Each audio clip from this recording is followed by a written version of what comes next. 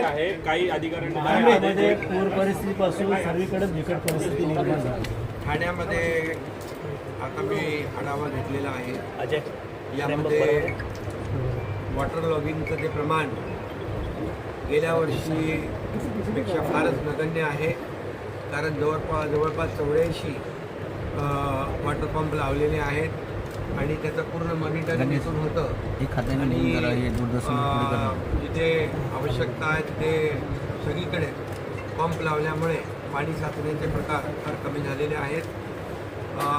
त्याचबरोबर झाडं जी पडण्याचं प्रमाण जे आहे ते नक्की यावेळेस जास्त आहे। हवेचा दाब जास्त असल्यामुळे या ठिकाणी झाडांचं पडण्याचं प्रमाण नक्की वाढलेलं आहे, परंतु मी आयुक्तांना आता सांगितलेलं आहे की तातडीने जी झाडं पडलेली आहेत ती झाडं ट्रिमिंग कधी केलं आणि फांद्या कधी तोडल्या या बाबतीत देखील आढावा घेण्याच्या मी सूचना दिलेल्या आहेत।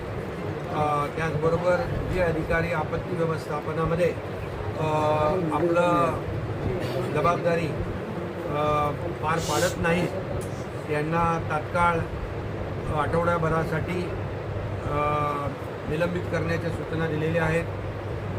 जे वृक्ष प्राधिकरण विभागामध्ये जे काम करत नाहीत व्यवस्थित त्यांना ट्रान्सफर त्यांची बदली करायला सांगितलेले आहेत। असे जे अधिकारी आहेत त्यांना तात्काळ बदलून त्यांच्या जागी चांगले अधिकारी या ठिकाणी देऊन त्यांना जबाबदारी देण्याच्या सूचना दिलेल्या आहेत। त्याचबरोबर त्या झाडं फांद्या पडलेल्या आहेत त्या उचलण्यासाठी हायड्रा असेल, त्याचबरोबर लिफ्टिंग मशीन असेल त्या महापालिकेकडे आहेत।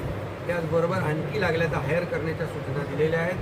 मॅन पॉवर थोडी कमी आहे अशा प्रकारची लोकप्रतिनिधींच्या माध्यमातून माहिती मिळाली, तर मॅन पॉवर देखील आउटसोर्सिंग करण्याच्या सूचना या ठिकाणी दिलेल्या आहेत।